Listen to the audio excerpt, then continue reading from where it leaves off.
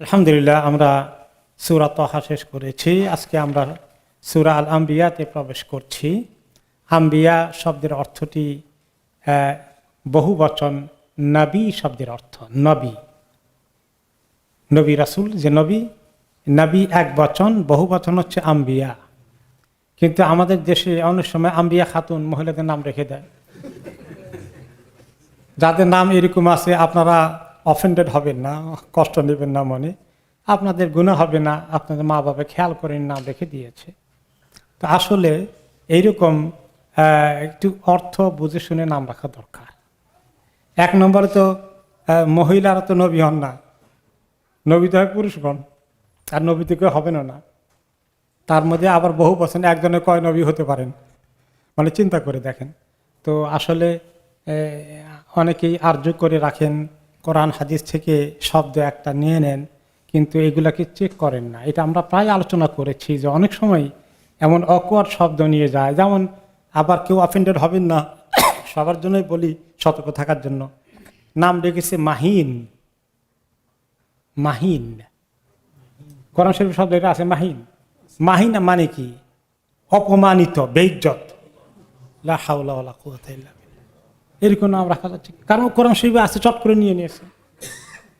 এই কোরআন শরীফ থেকে চট করে নিয়ে নেওয়ার এই আইডিয়া নামের জন্য একেবারেই বেকার।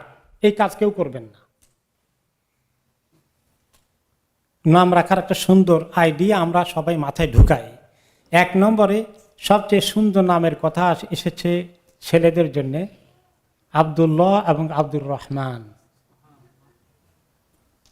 তারপরে সুন্দর সেকেন্ড ক্যাটাগরিতে হলো আল্লাহ তাআলার নামের সঙ্গে নাম রাখা, আব্দুর রহমান, আব্দুর রহিম, আব্দুল করিম, আব্দুল কাইয়ুম, আব্দুল হাই, আব্দুল সামাদ, এভাবে আল্লাহ 99 নামের সঙ্গে রাখা। তারপরে থার্ড বেস্ট হলো নবী মুহাম্মদ সাল্লাল্লাহু আলাইহি ওয়াসাল্লামের নামের সঙ্গে যদি মিলে, ওনার নামের মূল ধাতু, মেইন রুট হচ্ছে 3টি অক্ষর, হা, মিম, দাল। এই 3টি অক্ষর দিয়ে যত অক্ষর আরবি, যত শব্দ আরবিতে তৈরি হয়, এরকম নামগুলো আরো উত্তম। এই নামগুলো থার্ড লেভেলে উত্তম। তা মুহাম্মদ, আহমদ, মাহমুদ, হামিদ, হামদান, হুমাইদ, এই জাতীয় অনেকগুলো শব্দ এই মুহাম্মদ বা হামিম দাল দিয়ে হয়। তারপরে বেস্ট নাম হচ্ছে এর পরের লেভেলে, 4 নম্বর লেভেল হয়, তাই না? সমস্ত নবীদের নাম থেকে একটা নামকে চুজ করা। আদম আলাইহিস সালাম, নূহ আলাইহিস সালাম থেকে শুরু করে মুহাম্মদ সাল্লাল্লাহু আলাইহি ওয়াসাল্লাম পর্যন্ত যে কোনো নবীর নাম, ইউসুফ, ইসহাক, ইসমাইল, একটা চুজ করে ফেলেন। তারপরে এরপরে হলো সাহাবীদের নাম, ওলামায়ে কেরাম পছন্দ করেছেন, আনাস, তালহা, এরকম জাবের, ওসমান, আলী, আবু বকর, ওমর রাদিয়াল্লাহু আনহুম জামিআন, এরকম নাম হতে পারে। তো এইগুলো হলো সুন্দর নামের কিছু ক্রাইটেরিয়া। কিন্তু আমাদের সমাজে, আমি কথা আবারও বলছি, কিছু লোকের ভুল ধারণা আছে, একদম নতুন একটা একেবারে ফ্রেশ নাম দেন, টাটকা, যেটা বাজারে এখন কেউ পায়নি। এই আরেক ভুল ধারণা। যত ভালো নাম আছে এগুলো আমাদের মুরব্বীরা, পূর্বপুরুষরা, সালফে সালিহিন এগুলো মিস করেছেন। কাজে তারা যেগুলো রেখেছেন সব ভালোগুলো তারা চুজ করে ফেলেছেন। আপনি সেখান থেকে একটা নেন, খালি নতুন টাটকা নাম খোঁজেন। It is another wrong philosophy. তারপরে আরেকটা ফিলোসফি হচ্ছে যে দেখেন, এগুলো তো আমার অমুকের নাম, আমার চাচাতো ভাইয়ের একটা ভাতিজা আছে তার নাম, এরপরে আমার আত্মীয় স্বজন অমুকের নাম আছে। তো এভাবে করে করে দেখা যায় যে না, কারো নাম নাই, এরকম ইউনিক একটা দেন, আশেপাশে যেন কারো নামের সঙ্গে না মিলে। এইটাও আরেকটি বদ ধারণা, যেহেতু ভালো নামগুলো রিপিট হবেই। ভালো নাম তো কয়েকশো নামের মধ্যে আছে, কাজে মানুষ তো পৃথিবীতে কয়েকশো না, যুগে যুগে লক্ষ কোটি লোক আসছে, কাজে এগুলো রিপিট হবে, কোনো অসুবিধা নেই।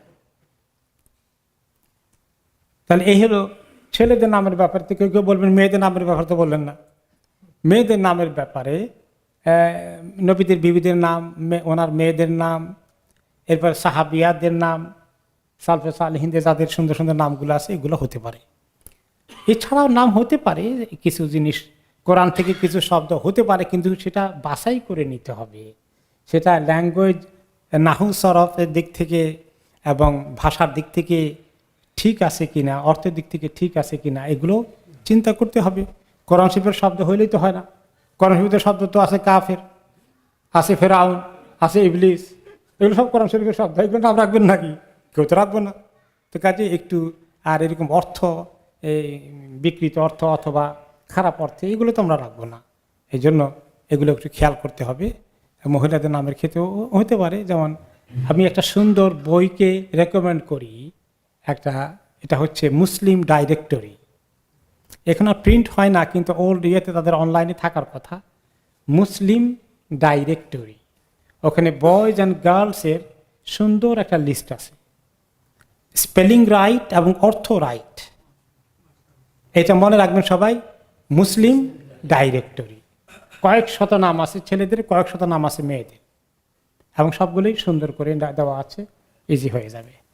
আমরা প্রসঙ্গক্রমে একটু নামের দিকে চলে গেলাম, তো হোপফুলি ইউজফুল ইনশাআল্লাহ।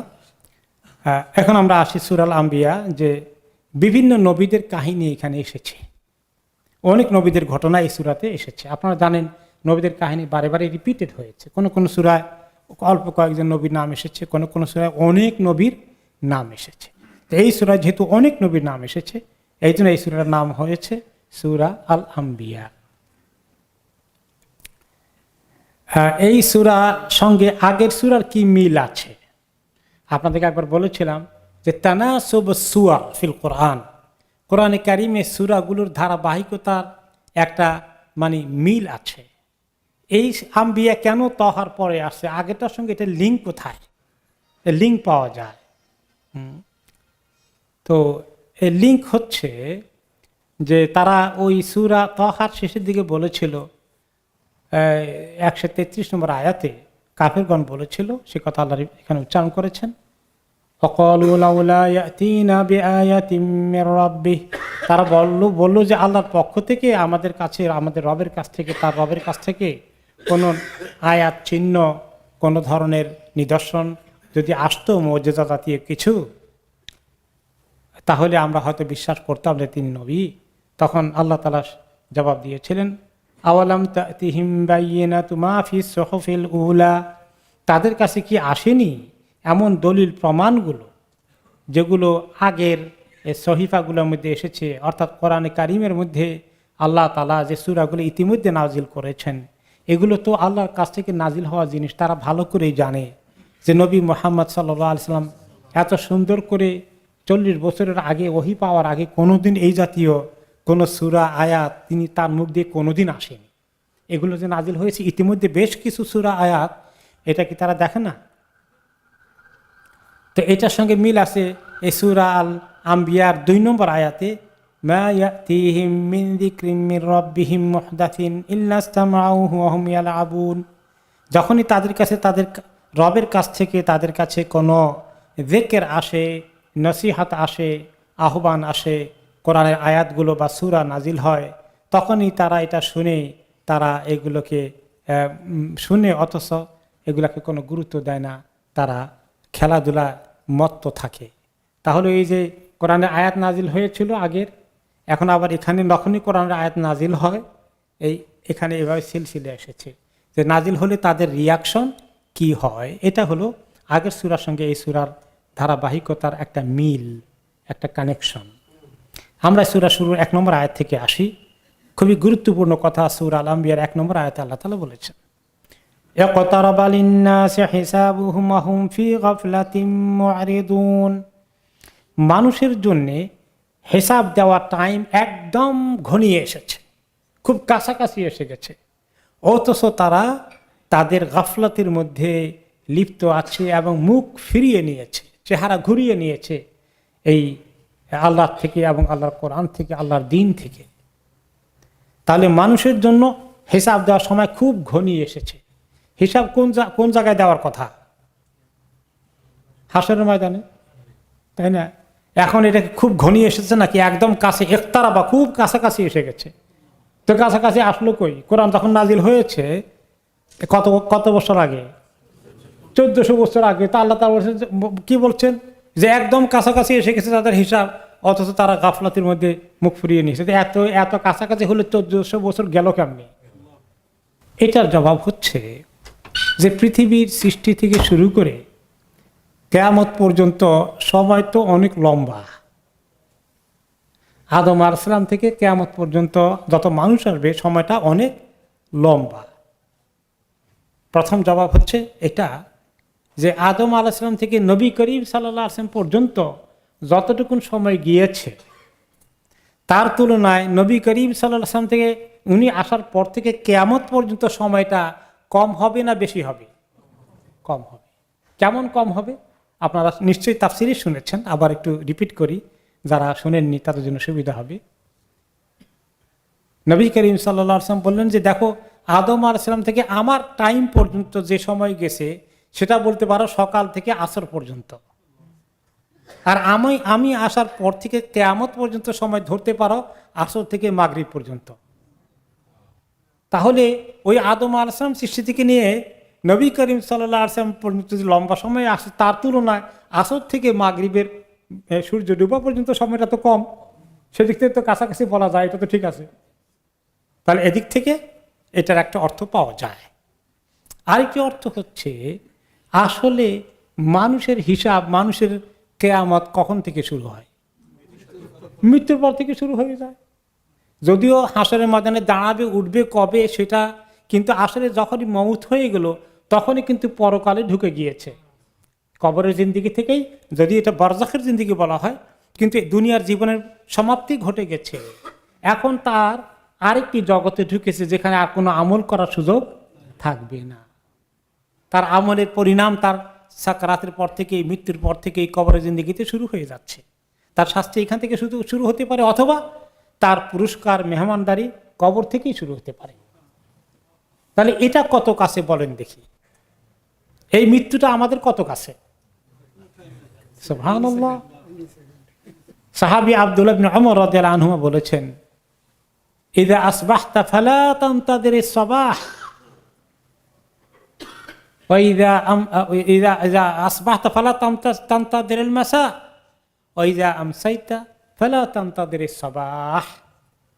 তুমি যখন সকালে ঘুম থেকে উঠো, তুমি নিশ্চিত হইও না যে তুমি এই সন্ধ্যা পর্যন্ত বেঁচে থাকবা।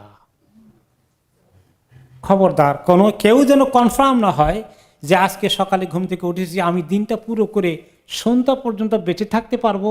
আমাদের কার কার গ্যারান্টি আছে? কারোই না। যে কোনো মুহূর্তে আল্লাহ ডাক দিতে পারে। ওয়া ইযা আমসাইতা ফালা তানতাদিরিস সাবাহ।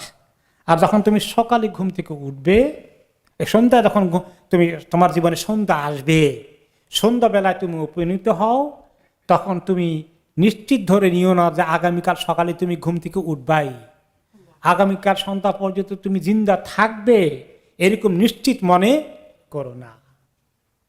বলেন তো কয়দিন আমরা এরকম মনে করেছি ঘুমোতে গেলে যে আগামীকালকে তো আমি ঘুম থেকে উঠবো কি না উঠবো আল্লাহই ভালো জানে, এটা ঠিক নাই। এরকম সিরিয়াসলি মনে করি কে কে? কেউ কেউ মনে করি না, মাশাআল্লাহ। আমরা কেউ কেউ হয়তো মাঝে মধ্যে মনে করি, কিন্তু মনে করাটা খুব দুর্বল। যদি আসলে সিরিয়াসলি মনে করতাম তাহলে বোধহয় শুয়ে থাকতে পারতাম না। আমি তো জানি যে আগামীকালকে সকালে আমার মৃত্যু হবে, আমি কি রাতে ডার্সে ঘুমাতে যাবো বিছনার মধ্যে? আমি শুধু রেডি হয়ে যাবো, আল্লাহ কালকে সকালে যদি মরে যায়, আল্লাহ আমার কত গুনাহ হয়েছে, আমি মাফ চাইতে থাকবো, আর এই রাত্রটা শেষ রাতে একটু বেশি করে ইবাদত করে ফেলি। এটা করবো না, এটাই করব। তাহলে এরকম সিরিয়াসলি কিন্তু কেউ মনে করি না। যদি বিশ্বাস করি হ্যাঁ যে কোনো সময় হতে পারে। এই জন্য সুবহানাল্লাহ, ঘুমাতে গেলেও আমরা বলি কি, আল্লাহুম্মা বিসমিকা আমুতু ওয়া আহইয়া। আল্লাহ, ঘুমটাও তো একটা মওত, এটাও আপনার নামে আমি ঘুমাই, আর উঠবো যদি সেটা আপনার নামে, আপনি মেহেরবানি করে উঠালেই তো ঘুম থেকে উঠবো জিন্দা হয়ে। সুবহানাল্লাহ। এই যে মৃত্যু কত কাছে, আমরা গত 1-2 সপ্তাহ আগে একটা এক্সাম্পল পেয়েছিলাম, তাই না? আমি তাফসীরে আবার একটু বলি যারা মিস করেছে। এটা এত বড় একটা ঘটনা যেটা আমাকে দারুণভাবে হিট করেছে, সবাইকে হিট করার কথা। আমাদের জীবনে এরকম কিভাবে কখনো তো কল্পনা করিনি যে ভাই তার পরিবার নিয়ে বেড়াতে গিয়েছেন লন্ডনে তার বোনের ঘরে, এবং তার স্ত্রী এবং ছেলে মেয়েদেরকে নামিয়ে দিলেন গাড়ি থেকে, যাও তোমরা, আমি গাড়ি পার্ক করে আসি। তিনি গাড়ি পার্ক করে আর আসেন না, অনেকক্ষণ হয়ে গেল, আধা ঘন্টা মধ্যে পার হয়ে গেছে, তারা ফোন করে, ফোনও ধরেন না, ব্যাপার কি? তারা নিচে এসে দেখলো যে গাড়ি তো আছে, কাছে এসে দেখে যে উনি তো বসাও আছেন, বসা আছেন কোন হালতে, হালত তো ভালো বোঝা যায় না। যখন হাক করলেন খবর নাই, দরজা খুললেন তার কোনো সেন্স নাই, তিনি এই দুনিয়াতে আর নেই, চলে গেছেন, চলে গেলেন। সুবহানাল্লাহ। একটু পানি কি খাওয়াতে পারছে ওনাকে? একটু সময় পেয়েছেন যে আমি স্ত্রী পরিবারগুলো উপরে আছে, খালি কোনো রকম উপরে যাই, তাদের থেকে বিদায় নিয়ে নেই পারেন? কত হিসাব নিকাশ রয়ে গেছে, ইয়া আল্লাহ, কত দানা আছি, কত পানা আছি, কিছুই তো বলতে পারলাম। কিরকম করে উনি বিদায় নিয়েছেন চিন্তা করেন। আল্লাহ তাআলা ওনাকে জান্নাতে ফেরদাউস নসিব করুন।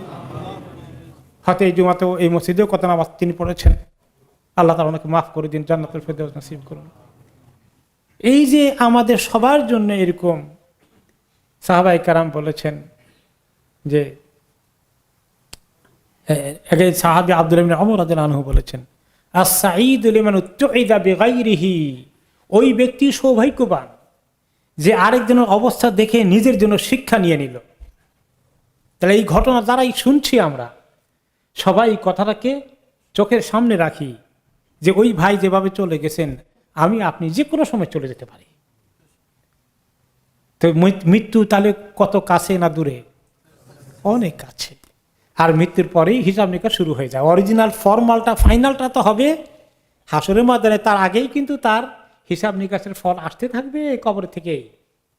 মুমিনের জন্য কত ভালো মেহমানদারি আছে কবরে, আর কাফেরের জন্য কত শাস্তির ব্যবস্থা আছে, গুনাহগারের জন্য কত শাস্তির ব্যবস্থা আছে। তো এইটা এত কাছে, এই জন্য আল্লাহ তাআলা ঠিকই বলেছেন, ইকতারাবা লিন-নাসি হিসাবুহুম, মানুষের হিসাব দেওয়ার সময় খুব কাছাকাছি এসে গেছে, সবার কাছাকাছি। আমি যদি আরো 20-30-60 বছর পাই, তারপরেও এটা আখিরাতের তুলনায় কিছুই না। যেখানে আখিরাতের জিন্দেগি কোনোদিন শেষ হবে না, তার তুলনায় আমি যদি এই 100 বছর হায়াত পাই, এটা খুব লম্বা নাকি? নাথিং, কিচ্ছু না এটা। আর কখন শেষ হবে জানি না, বিধায় আমি মনে করবো আজকে আমার শেষ, এই মুহূর্তেই আমার শেষ, যে কোনো সময় হার্ট অ্যাটাক হয়ে খালাস, ফিনিশ। তো এটাই আল্লাহ তাআলা আমাদেরকে মনে করিয়ে দিচ্ছেন যে ইকতারাবা লিন-নাসি হিসাবুহুম, মানুষের হিসাব দেওয়ার সময় একদম কাছাকাছি এসে গেল, এই কাছাকাছি আছে। ওয়াহুম ফি গাফলাতিন মুরিদুন, আর তাদের অবস্থা হচ্ছে তারা গাফলতির মধ্যে আছে, মুখ ফিরিয়ে নিচ্ছে, আল্লাহর দিকে মোতাওয়াজ্জে নেই।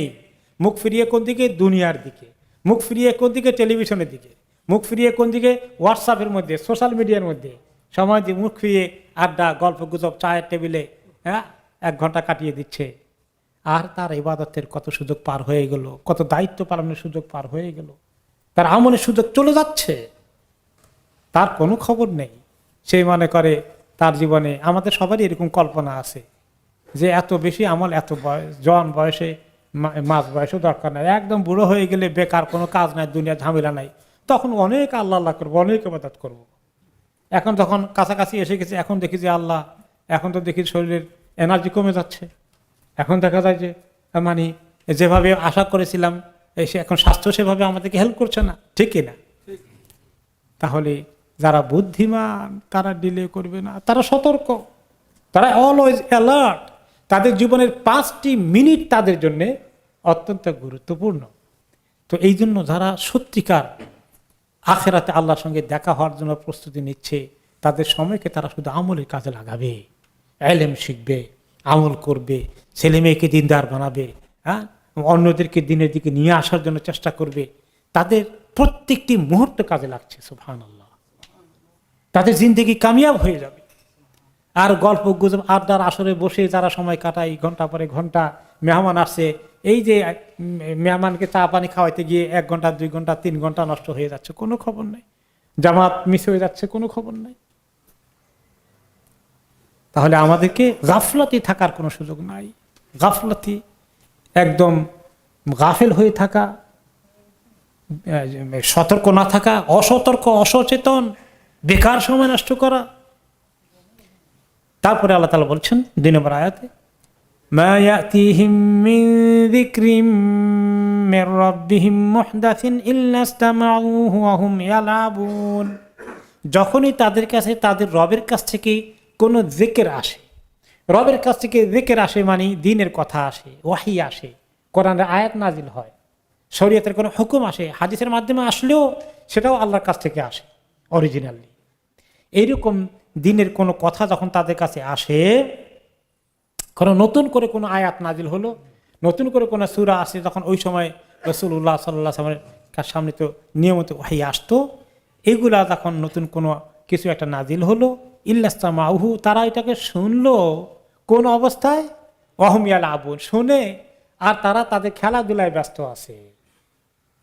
শুনলো ঠিকই, কিন্তু এগুলাকে মনোযোগ দিয়ে শোনা, এগুলা দিকে দৌড়ে এগিয়ে আসা, এগুলোকে নিজের জীবনে আমলে ঢুকানোর চিন্তা তাদের মাথায় নেই। তারা খেলাধুলায় আছে। কোন খেলাধুলা? খেলাধুলা কি হয়তো ফুটবল খেলে, ক্রিকেট খেলে, শুধু ওই খেলাধুলা না। এই খেলাধুলা আসলে তো দুনিয়ার জিন্দিগির মধ্যেই আল্লাহ তাআলা বলেছেন, হ্যাঁ, লাবুন ওয়া লাহ, হায়াতের দুনিয়া কি লাবুন ওয়া লাহ, দুনিয়ার জিন্দিগির মধ্যেই অনেকটাই খেলাধুলা আছে। খেলাধুলার মতো অনেক কিছু আসলে কিছু জরুরি কাজও যেগুলো আছে সেগুলো তো আছেই, এছাড়া অনেক কিছুই আমাদের দুনিয়ার রং তামাশা যেগুলো আছে, খেলাধুলা আমাদের আনন্দ করার জন্য যেগুলো আমরা করি, এগুলো এক ধরনের খেলাধুলাই বলা যায়। সিরিয়াসলি কোনো কিছু দুনিয়ার মধ্যে এভাবে আসবে না যেটা আখিরাতে সিরিয়াসলি এভরিথিং আসবে। দুনিয়ার প্রত্যেকটি দিন আমাদের পার হয়ে যায়, রাত পার হয়ে যায়, আমরা হয়তো অনেকগুলোই কিছু কাজে লাগাই, কিছু বেকার যায়, দিন চলে যাচ্ছে, রাত চলে যাচ্ছে, এত মহা মুশকিলে পড়িনি। কিন্তু যে মহা মুশকিল সামনে আসবে আখিরাতে, সেদিন কি কেউ জাহান্নামে গিয়ে সময় নষ্ট করার মতো সুযোগ আছে? আর চিন্তা করার, খেলাধুলার সুযোগ আছে না। আমি এই জন্যই বলেছিলাম যে যারা খেলাধুলা করে, আর খেলাধুলা হয়ে গেছে একটা পৃথিবীর অন্যতম বিশাল একটা কিছু। এই ক্রিকেট খেলা, ওয়ার্ল্ড কাপ, গত শত বলছিলাম নাকি, মনে আছে তো? এইগুলো এই জাতীয় জিনিসের দিকে যে এত যায়, লাইবুন ওয়া লাহউন, খেলতামাশা, কোরআনে পাকে যতবার খেলার কথা আসছে আল্লাহ তাআলা এগুলাকে নেগেটিভ সেন্সে উল্লেখ করেছেন। কিন্তু এই খেলাধুলার ক্ষেত্রে কেউ যদি আজকে বিশ্ব চ্যাম্পিয়ন হয়ে যায়, তার কত মিলিয়ন ইনকাম হয়ে যেতে পারে, তাহলে এটা তাদের কাছে অনেক বিরাট কিছু হয়ে গেছে। তো এইভাবে খেল তামাশায় ঢুকতে গিয়ে দুনিয়ার মানুষগুলো যেগুলো মূল্যহীন সেগুলোকে বিশাল মূল্যবান জিনিসে পরিণত করেছে। আজকে যদি কেউ প্রফেশনাল ক্রিকেটার হয়, তাহলে তার জীবনে একটা বিরাট প্রফেশন হয়ে গেছে। মানে তার যে কি ইনকাম আছে, এরকম ফুটবলার তাকে কত মিলিয়ন দিয়ে কিনে, তাই না, চুক্তি হয়। তো এরকম ইউনিভার্সিটিতে কষ্ট করে মানে পিএইচডি ডিগ্রি করে তো এত টাকা বেতন পাবে না। এই ক্রিকেট খেলতে গিয়ে, ফুটবল খেলতে গিয়ে যে বেতন পায়, তো খেলাটা তো এত বিশাল গুরুত্বপূর্ণ হয়ে গেছে। আসলে এর হাকিকত কি এত গুরুত্বপূর্ণ? আমি এক্সাম্পলটা আবার দেই। একবার বলছিলাম বোধ হয় যে ঢাকা স্টেডিয়ামে খেলা দেখতে আসে পুরন ঢাকার মানুষ যারা, তারা তো ওই কিছু মুরব্বী কিসিমের আছে, এইগুলো তার পাত্তাই দেয় না। কত দুনিয়ার মানুষের ঢাকা স্টেডিয়ামে টিকিট করে করে খেলা দেখে, সে দেখেই না কোনোদিন। একজন তাকে দেখলে, চাচা আসেন আপনার খেলা দেখায়, আজকে চলেন খেলা দেখে। এটা গল্প না একটু এই বানানো না হাকিকত আল্লাহ ভালো জানে, কিন্তু এর মধ্যে শিক্ষা আছে কিছু। তো ওনাকে ধরে নিয়ে টিকিট করে বসাইছে, উনি স্টেডিয়ামের সারিতে বসেছেন এবং দেখেন খেলা। তো কতক্ষণ দেখি বলে, আচ্ছা এতগুলো লোক একটা বলের পিছনে এত সময় নষ্ট করে কেন? সবাইকে একটা করে বল দিলে তো আর এরকম কামড়া কামড়ি পারাপারি হইতো না।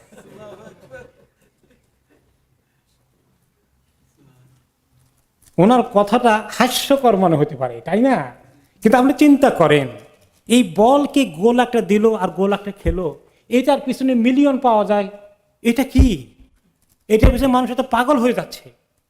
আপনি একটু গভীরভাবে চিন্তা করেন, যে জন্য যে আল্লাহ আপনাকে সৃষ্টি করেছে কি জন্য, আপনি কোথায় যাবেন, এগুলো চিন্তা করতে গেলে এগুলোকে ফালতু মনে হয় না খুবই গুরুত্বপূর্ণ মনে হয়? একেবারে ফালতু জিনিস এগুলো।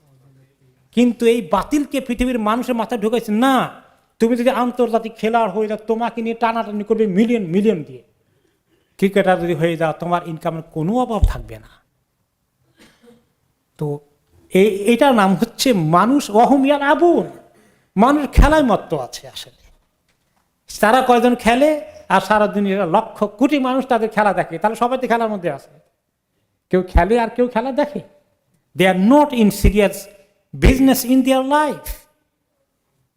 জীবনের গুরুত্বপূর্ণ কাজে তারা নাই, যদিও সে তার লক্ষ কোটি টাকা ইনকাম হচ্ছে, কিন্তু আল্লাহর কাছে এটা খেলা। এর বিনিময়ে সে আল্লাহর কাছে কিছুই পাবে না। তো অনেক সময় এই গভীর চিন্তা, এই গভীর দর্শনে, ফিলোসফিতে কেউ ঢুকে না, ঢুকতে চায় না, যে মোমেন হি ইজ সিরিয়াস। মোমেন কোনো জিনিসকেই হালকাভাবে নেয় না, প্রত্যেকটি জিনিসের পেছনে সে গভীরভাবে চিন্তা ভাবনা করবে। তাকে আনার কেন চেষ্টা করেছে? এই সময় নষ্ট করার জন্য, এই ফালতু প্রফেশনের ব্যাপারে। লাহিয়াতান কুলুবুহুম, তাদের অন্তরগুলোর মধ্যে আছে এই হাসি খুশি আনন্দ, ফুর্তি করা, ফুর্তির তালে আছে শুধু। ফুর্তির পিছনে কি আসবে? হ্যাঁ, মাঝে মাঝে একটু ফুর্তি করা যাবে না তা না, কিন্তু এই ফুর্তিটা পিছনে বেশি সময় দিতে বেশি ভালো লাগে। যদি কোনো আপনার তামসা জাতীয় কিছু দেখা যায়, এগুলো দেখতে অনেকক্ষণ ভালোই লাগে। যদি ঘন্টার পর ঘন্টাও চলে যায় তাও ভালো লাগে। লাহিয়াতান কুলুবুহুম, অন্তরের মধ্যে এগুলোর এই আনন্দ ফুর্তি খেলতামাশা এগুলো খুব, এগুলো নিয়েই তারা ব্যস্ত থাকতে চায়। এগুলোর আকর্ষণ তাদেরকে পেয়ে বসেছে, এগুলো অন্তরকে মানে একদম ঘিরে রেখেছে। অথচ তাদের জীবনে তাদেরকে সৃষ্টি করা হয়েছে ভেরি সিরিয়াস কাজের জন্য। ওমা খালাকতুল জিন্না ওয়াল ইনসা ইল্লা লিয়াবুদুন। তাহলে আল্লাহর ইবাদত করতে গেলে কি একটুখানি আনন্দ ফুর্তি করা যাবে না? করা যাবে, হালাল কিছু আল্লাহ বিনোদন রেখেছেন, কিন্তু এই হালাল বিনোদনের সঙ্গে হারামকে ধরে টান দিয়ে যেতে হয়। এই জন্য মোমেন খুব কম এদিকে সময় দেয়, সামান্য একটু। লবণ কদ্দুর লাগবে আপনার, ভাত তরকারি পরিমাণ যখন খান, লবণ কদ্দুর লাগবে ভাত তরকারির মধ্যে? অতি সামান্য। বেশি যদি ভাতের মতো তরকারির মতো যদি লবণ নেন, তাহলে কি অবস্থা হবে? তাহলে আমাদের জীবনের কিছু আনন্দ ফুর্তি, হাসি খুশি, ছেলে মেয়েদের সঙ্গে একটু ফুর্তি করব, গল্প করব, এটা দরকার আছে। এসব মানা করে যেন সারাদিন গোমরা হয়ে থাকো, খবরদার এটা হাসাহাসি করো না, এটা না। ছেলে মেয়েদের সঙ্গে হাসো, মুচকি হাসি দাও। মিয়া বিবি মুচকি হাসি দিলে সব হবে, সুবহানাল্লাহ।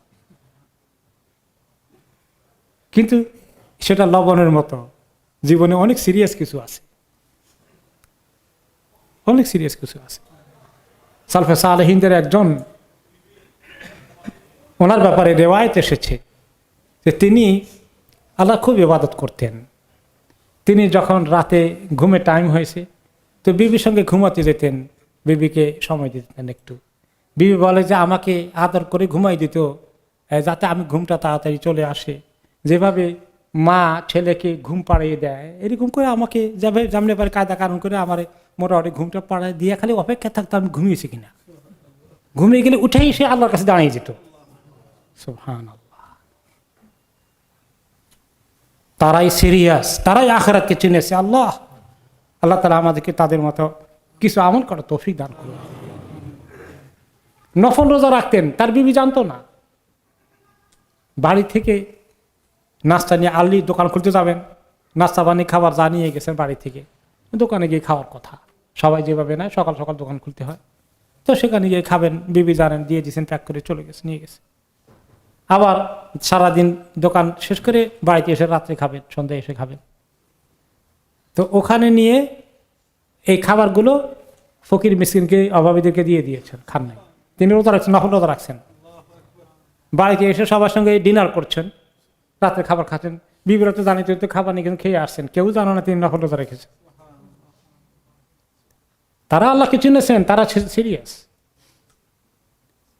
কাজেই এই খেলতামাশার দিকে যত কম যাওয়া যায়। এই জন্য আল্লাহ তাআলা কি বলেছেন কোরআনে পাকে, ফালিয়াদহাকু কালিলা ওয়ালিয়াবকু কাসীরা। তারা যেন অল্প করে হাসে, বেশি করে কাঁদে। হাসাহাসি কিছু করা জায়েজ আছে, কিছু খেলতে তামাশা জায়েজ আছে, নিজের পরিবার পরিজন ছেলে মেয়ে বিবি স্বামী স্ত্রী সুন্দর আনন্দের ঘন সময় কাটানো জায়েজ আছে। কিন্তু এগুলার পরিমাণ আল্লাহর কাছে দাঁড়ানো চোখের পানি ফেলার তুলনায় কম হবে। আল্লাহর কাছে বেশি করে কাঁদতে হবে আমাদেরকে। وَأَسَرُّوا النَّجْوَى الَّذِينَ ظَلَمُوا هَلْ هَذَا إِلَّا بَشَرٌ مِثْلُكُمْ। আর যারা কাফের এবং দ্বীনের ভিতরে যারা ঢুকেনি,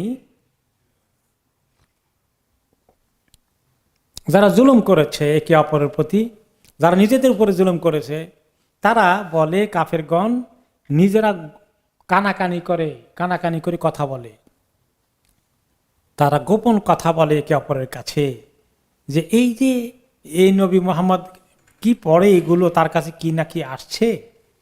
হাল হাদা ইল্লা বাশারুম মিসলুকুম, এই লোকটা তো তোমাদের মতোই একজন মানুষ মাত্র, সে আবার কোন জায়গা থেকে আসমান থেকে ওহী পায়, তার কাছে এগুলো আসে, এগুলা কি আসলে ঠিক নাকি? মোটেই ঠিক না। তারা এইভাবে কানাকানি করে কথা বলে, কাফের দল মুনাফিকের দল এগুলো আলোচনা করে। সেটা তোমাদের মতে মানুষই আবার নবী হয় কেমনে? নবী হইতে হলে তো একটা অদ্ভুত মানে অসাধারণ কিছু হবে। সাধারণ মানুষ থেকে একজন হঠাৎ করে নবী হয়ে গেল, এটা কেমন কথা?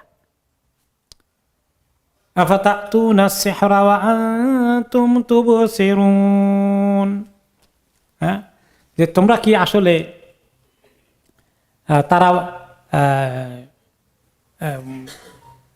মস্কারি করে বা একে অপরকে বলে যে তোমরা দেখতে পাচ্ছ যে এই লোকটা এগুলো ক্লেম করে বলে তার কাছে ওহী এসেছে, আসলে কি তোমরা এরকম ওহী টহি কিছু না, সে কিছুটা জাদু টোনা চর্চা করে কিছু একটা হাসিল করছে বোধ হয়, এই জাতীয় কিছু হবে।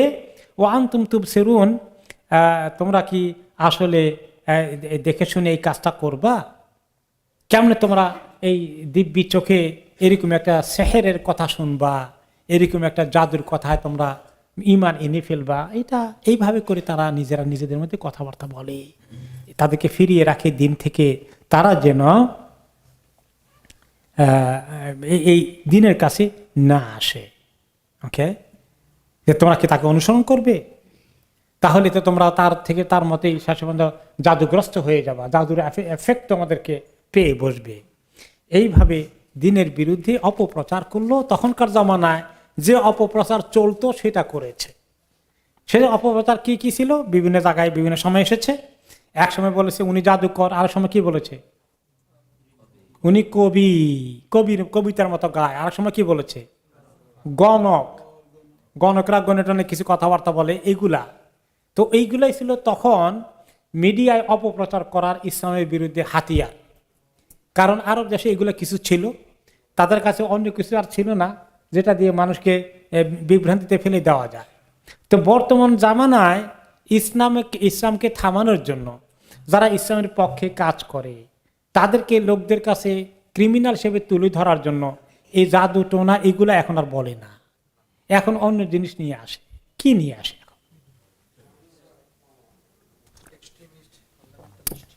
এখন তারা এক্সট্রিমিস্টকে বাংলা কি জানি বলে, চরমপন্থা অবলম্বনকারী, চরমপন্থী।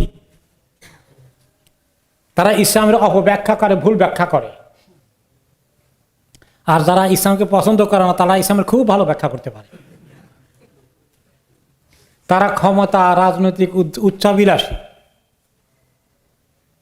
ইত্যাদি, যেখানে যেটা খাটে সেটার অপপ্রচার চালিয়ে দেয় যুগ অনুযায়ী। তো এইভাবেই বর্তমান জামানায় এক রকমের অপপ্রচার। এখন আফগানিস্তানে যেভাবে হয়েছে, কিছু যারা মানে ইসলামপন্থী তারা মাশাআল্লাহ কিছু আপাতত তাদের বিজয় হয়েছে, আল্লাহ তাআলা টিকিয়ে রাখুন। ষড়যন্ত্র তো বহুত হতেই থাকবে, কত বোমা ফুটাবে এখানে সেখানে, কত কিছু বিভিন্ন যারা গোত্রপতি আছে ওদেরকে পয়সা করে দিয়ে বেচা কেনার ব্যবস্থা হবে, এখানে সন্ত্রাস করবে ওখানে সন্ত্রাস করবে, যাতে করে ইসলাম দুনিয়ার মধ্যে কোনো জায়গায় টিকতে না পারে। এগুলো তো ষড়যন্ত্রের অভাব হবে না। এই অপপ্রচার এইভাবে চালানো হচ্ছে। তো এগুলো এক এক জায়গায় এক এক সুরতে কালের অবস্থা, যুগের অবস্থা অনুযায়ী এই বিরোধিতা আল্লাহর দ্বীনের, আল্লাহর ওয়াহির করা হয়। যারা ইসলামের জন্য কাজ করে তারা কি নিজেদের জন্য কাজ করার কথা না, আল্লাহর জন্য। তারা জানে যে নিজের জন্য কিছু করলে, নিজের সুবিধার জন্য কিছু করলে আল্লাহর কাছে কবুল হবে না। কখন কবুল হবে? শুধু আল্লাহর জন্য করলে। কারণ আল্লাহ তাআলা বলে দিয়েছেন, ওমা উমেরু ইল্লা লিয়াবুদুল্লাহ মুখলিসিনা লাহুদ্দিন। তাদেরকে নির্দেশ করা হয়েছে যে তারা আল্লাহর দ্বীনের ইবাদতের যত কাজ আছে, দ্বীনের যত রকমের কাজ আছে, আমল আছে, ইবাদত আছে, সবগুলো পিওরলি শুধু আল্লাহর ওয়াস্তে, আল্লাহকে খুশি করার জন্য করবে, নিজের কোনো মতলব হাসিলের জন্য করবে না, নিজের পার্সোনাল ক্ষমতা দখলের উদ্দেশ্য হাসিল হবে না, নিজে মন্ত্রী হবে, নিজে প্রধানমন্ত্রী হবে, নিজে কিছু হবে, এগুলোর লাইনে তারা চিন্তা করে না। আল্লাহর দ্বীন যেন দুনিয়াতে কায়েম হয়, আল্লাহর জন্য তারা কিছু করবে। তো যারা দ্বীনের কাজ করে তারা যদি নিজের উদ্দেশ্য মতলব থাকে, তাহলে আল্লাহ তাদের দুনিয়াতে কবুল করবে না, আখিরাতে তো পাবে না। আর যারা আল্লাহর জন্য করে তাদেরকে এইভাবে বিভিন্নভাবে ব্লেম দেওয়া, তাদেরকে এইভাবে চিহ্নিত করার জন্য মিডিয়া প্রপাগান্ডা যুগে যুগে যুগের অবস্থা অনুযায়ী ব্যবহার করা হয়েছে। আজকেও সেটা হচ্ছে।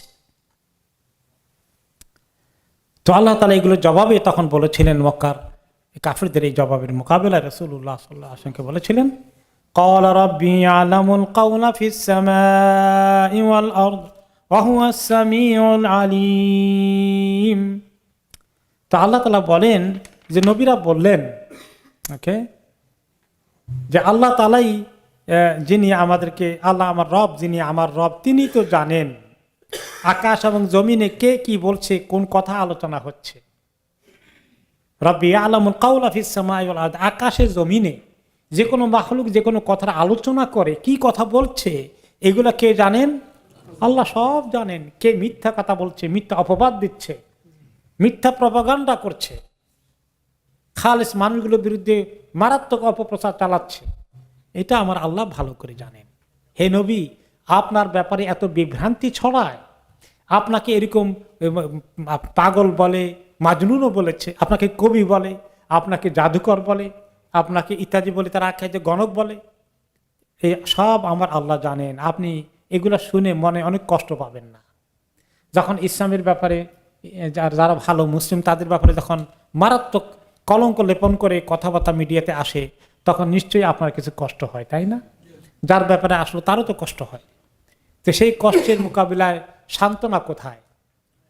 আল্লাহ সব শুনছেন, সব জানছেন, সব লিখে রাখছেন আল্লাহ তাআলা।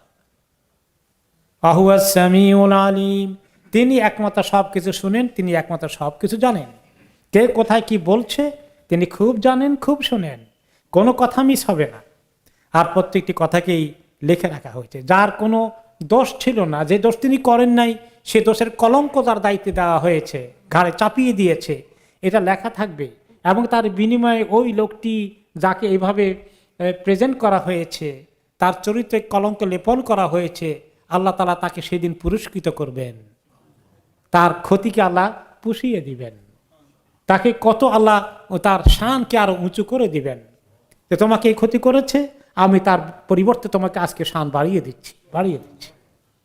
তার মন খারাপ করবে কেন? এই জন্য আল্লাহ তাআলা সান্ত্বনা দিয়েছেন, হে নবী, এগুলো নিয়ে আপনি মন খারাপ করবেন কেন? আমার আল্লাহ তো সব জানেন, আপনার শান তো আরো বেড়ে যাবে।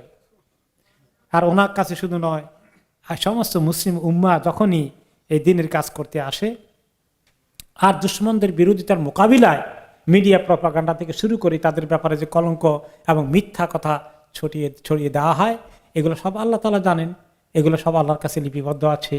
দুনিয়াতে আল্লাহ তাআলা এগুলাকে তাদের একসময় মিথ্যা প্রমাণ করবেন, তাদের প্রপাগান্ডা, এবং আহলে হককে আল্লাহ তাআলা ডুবিয়ে দিবেন না। তাদেরকে লোকেরা এরকম মিথ্যাবাদী হিসাবেও জানবে না, আশা করা যায়।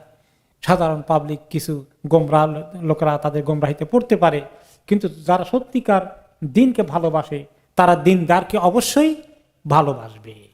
তাদের কাছে কোনোদিন আপনার সম্মান কমবে না। আর আখিরাতেও আল্লাহ তাআলা সম্মান দেবেন, তিনি সব জানেন, সব শুনেন।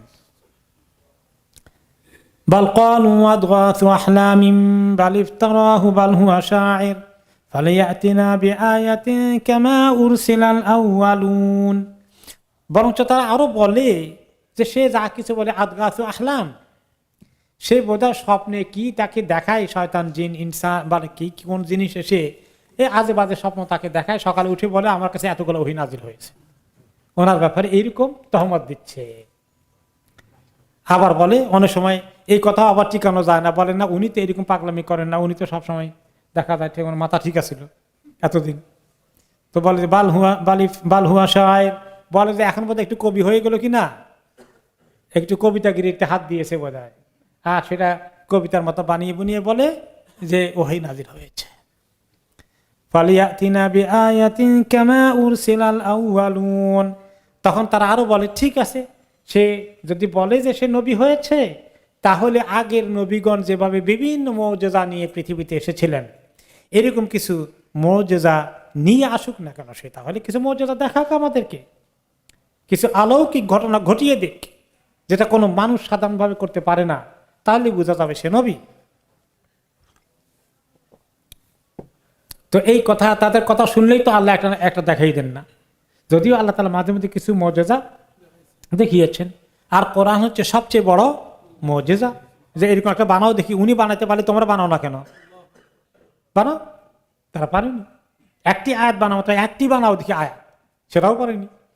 এছাড়াও চন্দ্র দ্বিখণ্ডিত হয়েছে, তাই না, ইত্যাদি আরো বেশ কিছু মুজিজা টাইম টু টাইম আল্লাহ তাআলা ওনাকে দিয়েছেন।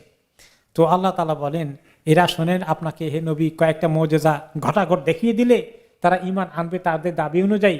মোটেই না। কারণ এর আগে অনেক নবীরা মুজিজা দেখিয়েছেন, মুজিজা দেখানোর পরেও তারা ঈমান আনেনি। মা আমানাত ক্বাবলাহুম মিন ক্বারিয়াতিন আহলাকনাহা, আমি যে অনেক নবীদের সময়ে মুজিজা চেয়েছিল, আমি মুজিজা দিলাম, দেওয়ার পরে তারা ঈমান আনলো না যে, এবং তাদেরকে যে আমি হালাক করে ফেললাম, এগুলো কি তারা জানে না, শুনে না? আফাহুম ইউমিনুন, আমি এদেরকে দিলে কি তারা ঈমান আনবে? ওদের মতোই করবে। কওমে সালেহ কত দূরে, মাদাইন সালেহ, তাবুকের পরেই। মক্কার কুরাইশরা ওটার ঘটনা জানে কই? তারা তো সালেহ আলাইহিস সালামের কাউমকে যখন সেই গরু পাঠিয়ে উট, গর্ভবতী উট পাঠিয়ে দেওয়া হয়েছিল, তারা সেটা দিলে ঈমান আনবে, তারা তো আনেনি। তারপরে আল্লাহ তাআলা তাদেরকে গজব দিয়ে হালাক করে দিলেন। তো এরাও যেটা বলে আসলে এরা ঈমান আনবে না। এবং অন্য আয়াতে আল্লাহ তাআলা বলেছেন, ইন্নাল্লাযীনা হাক্কাত আলাইহিম কালিমাতু রাব্বিকা লা ইউমিনুন, এই সমস্ত কাফিরগুলোর অবস্থা হচ্ছে যে আল্লাহ তাআলার কথা তাদের প্রতি একদম হকভাবে লেগে আছে, অভিশপ্ত হয়ে আছে, তারা ঈমান আনবে না। ওয়ালাউ জাআতহুম কুল্লু আয়াতিন হাত্তা ইয়ারাউল আযাবাল আলীম, যত মুজিজা আবদার তারা করে সবগুলো দিলেও তারা ঈমান আনবে না যতক্ষণ আযাব না দেখেছে। আর আযাব দেখার পরে, আযাব আসার পরে ঈমান আনলে কি ঈমান কবুল হবে? না, হবে না। আর এদের কপাল হচ্ছে খাতামাল্লাহু আলা কুলুবিহিমের অবস্থা হয়েছে এদের।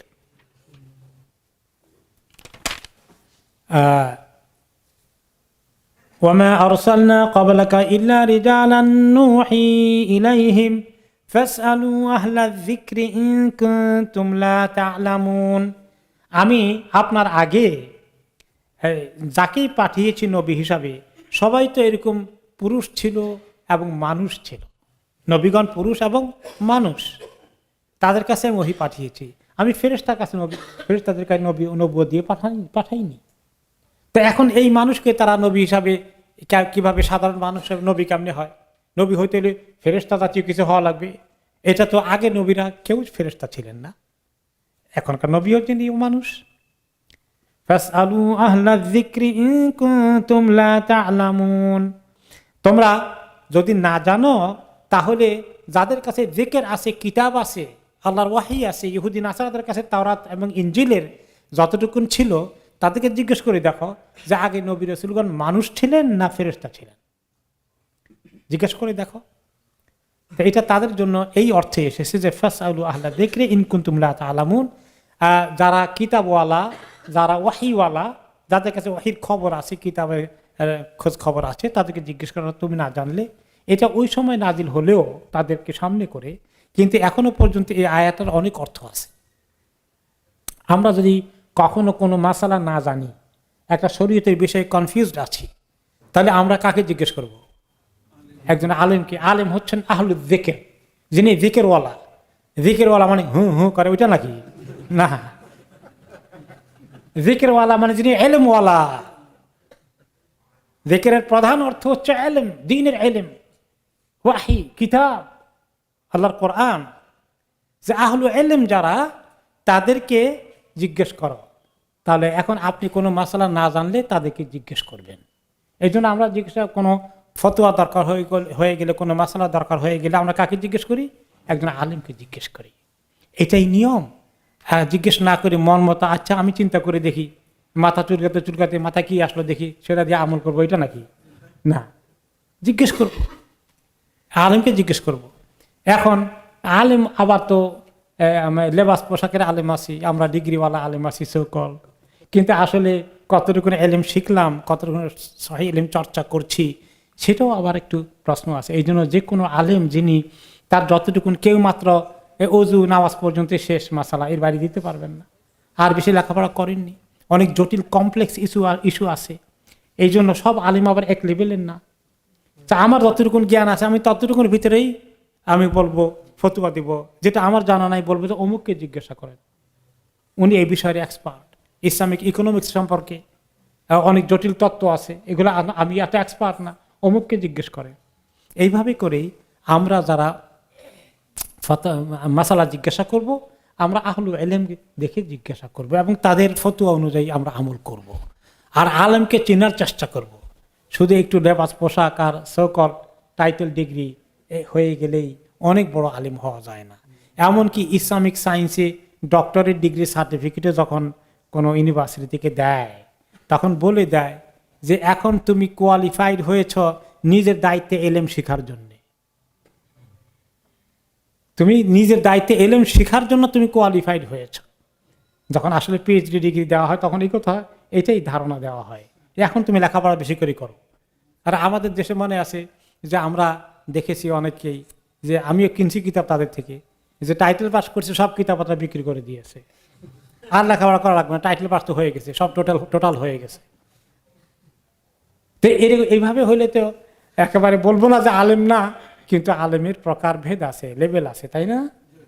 আর আমরাও যারা একটু দুই চার করে লেখাপড়া করেছি, ইউনিভার্সিটিতে বা মাদ্রাসায় পড়েছি, সেখানে সীমাবদ্ধ না থেকে আমাদের দায়িত্ব কি? কন্টিনিউয়াসলি লেখাপড়া করে এলেম বাড়ানো। রাসূলুল্লাহ সাল্লাল্লাহু আলাইহি ওয়াসাল্লাম পর্যন্ত আল্লাহ তাআলা শিখিয়ে দিয়েছেন, দোয়া করেন, আকুর রব্বি জিদনি ইলমা, দোয়া করেন আপনি আল্লাহর কাছে। আল্লাহ নবীকে আল্লাহ তাআলা বলছেন, আপনি এলেম, আল্লাহ আমার এলেম বাড়িয়ে দিন, আমাকে এলেম বাড়িয়ে দিন। ওনাকে এলেম বাড়ানোর কথা বলে, তা খালি আমাদের কি অবস্থা?